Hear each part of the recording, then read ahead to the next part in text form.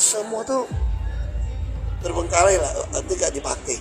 Sementara Hulu dan Kilang nyewa kantor di sini itu 92.000 meter persegi, 382 miliar, belum operasional.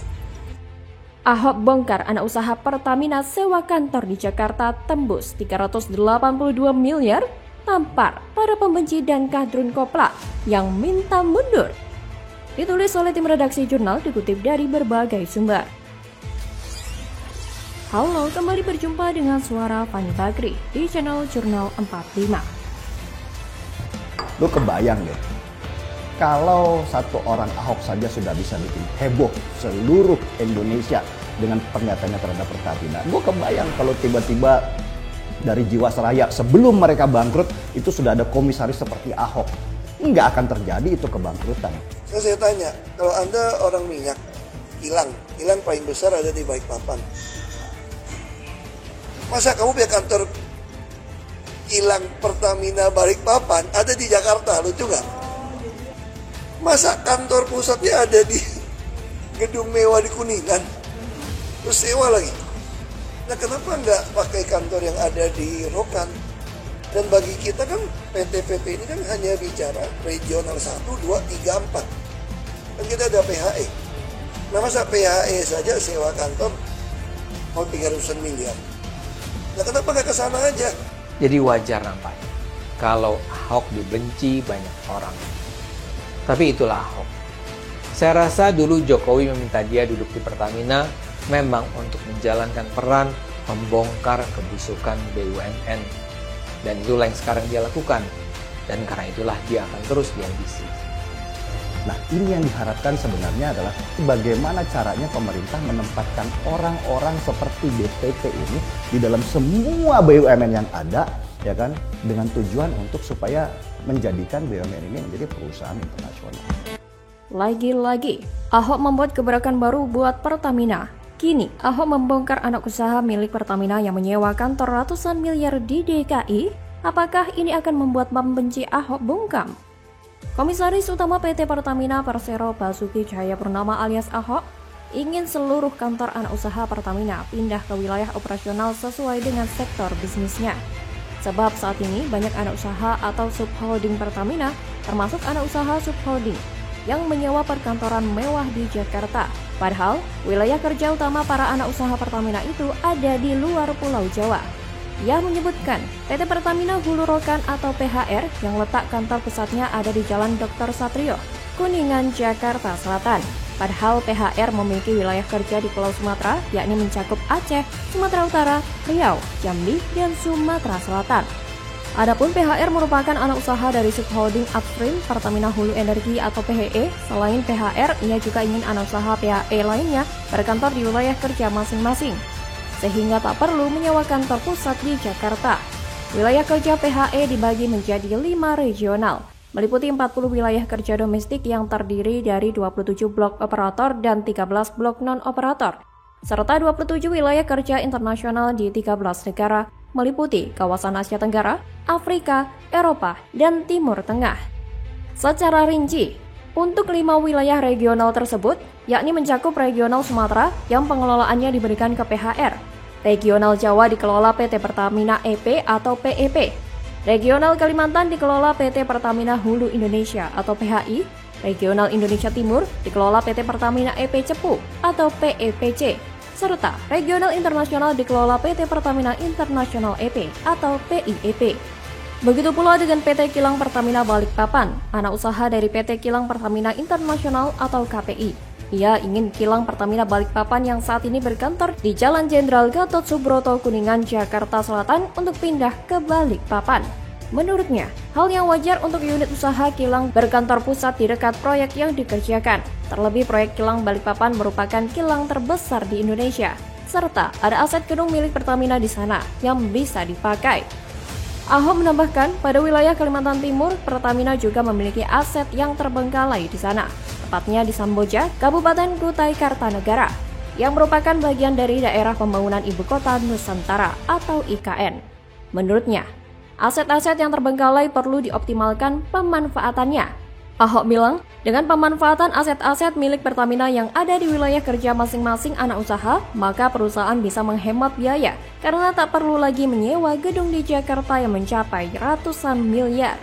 Bahkan ada yang menyewa kantor di Jakarta dengan luas 92.000 meter persegi, 382 miliar rupiah, belum operasional. Ini membuktikan bahwa selain ingin menghemat pengeluaran, Ahok juga tidak ingin ada penggelapan atau pencucian uang. Dengan uang atau anggaran sewa sebesar itu, ada kemungkinan juga ada upaya ke ranah tersebut. Semenjak menjabat sebagai komisaris utama Pertamina, Ahok seperti biasa membuat gebrakan yang membuat orang-orang puyeng. Dari dulu sampai sekarang pun Ahok dikenal sebagai orang yang jujur dan berani melawan apapun yang berkaitan dengan KKN. Tak heran banyak orang yang puyeng dibuatnya. Karena kedatangan Ahok di setiap lembaga sering diiringi perlawanan atau gebrakan yang merusak sesuatu yang telah menjadi kebiasaan. Keputusan Ahok ini tentu menohok para pejabat tinggi Pertamina yang sudah terbiasa, sudah nyaman menikmati fasilitas yang mewah di DKI Jakarta. Keputusan Ahok ini akan mengundang sorotan dari media dan sorotan dari pejabat yang lebih tinggi, sehingga mereka tidak akan nyaman lagi untuk menikmati fasilitas sultan ini. Bagaimana kalau menurut Anda? Waduh, wajah baru Rocky Gerung ungkap Anies Baswedan tidak pantas dipilih dalam Pilpres 2024, tamparan telak nih bos. Halo, selamat datang di channel Jurnal 45. Kan orang udah pikir kalau Anies jadi IKN akan dibatalkan, kereta cepat akan dibatalkan. Tapi sangat mungkin juga Anies bilang enggak, separuh-separuh. Nah di situ yang saya sebut tadi, Anies mau ngapain? Kalau separuh-separuh, mending kita dukung Pak Jokowi. Sekalian gitu sekalian aja kan. Itu jadi beban. Atau kasih Gibran aja kan. Ngapain pilih Anies kalau dia separuh-separuh? Kan itu intinya. Itu yang saya bilang tadi. Ya saya bisa pahamin itu, pasti Pak Jokowi menempatkan positioning beliau barangkali sebagai pemimpin koalisi partai-partai pemerintahan ya. Dan beliau tidak menganggap lagi Nasdem ini di dalam koalisi pemerintahan untuk sementara ya. Tapi komitmen Nasdem sendiri di pemerintahan? Ya tetap. Pengamat politik sekaligus akademisi Rocky Gerung tiba-tiba mengatakan bakal calon presiden Anies Baswedan tidak pantas dipilih sebagai presiden. Menurut dia, saat Anies terpilih, tak ada kepastian bahwa apa yang dilakukan Presiden Jokowi akan dia lanjutkan. Seperti IKN dan kereta cepat, kemungkinan besar akan Anies batalkan, apalagi melihat Jokowi yang kontra dengan Anies. Rocky bahkan menyarankan kalau tidak mau ada perbedaan dan Anies tidak tegas menunjukkan sikapnya, apakah melanjutkan atau tidak, lebih baik masyarakat memilih lagi Presiden Jokowi atau sang anak Gibran Raka Buming Raka. Ia menyebut istilah memboikot adalah cara menguji moral seseorang dan itulah elektabilitas yang sebenarnya. Ia pun menegaskan jika Anies pemikirannya di Pilpres 2024 hanya separuh-separuh. Tidak tegas, kenapa harus dipilih? Kenapa nggak milih Ganjar? Pernyataan Rocky ini secara gamblang memberikan penegasan bahwa Anies memang tidak pantas menjadi penerus Presiden Jokowi. Dan jika Anies menjadi presiden, dia tidak akan melanjutkan seluruh program yang Jokowi gagas. Jelas sekali semua akan dilakukan perubahan sesuai apa yang dicanangkan koalisi mereka. Padahal yang sedang dibutuhkan negara ini siapa gerangan yang akan melanjutkan perjuangan Jokowi untuk mengganti status Indonesia sebagai negara berkembang menjadi negara maju. Jika Rocky berpendapat perubahan yang digagas Anies dan koalisinya tidak akan melanjutkan program Jokowi, ada satu hal lagi yang akan mendukung ketidakcocokan Anies meneruskan Jokowi. Lihat saja rekam jejaknya yang melanjutkan kepemimpinan Jokowi di Jakarta. Berhasil tidak? Lihat saja sudah berapa banyak uang rakyat Jakarta dipelorotin untuk anggaran aneh seperti lem iPhone, pulpen, dan anggaran lainnya yang jumlahnya begitu fantastis.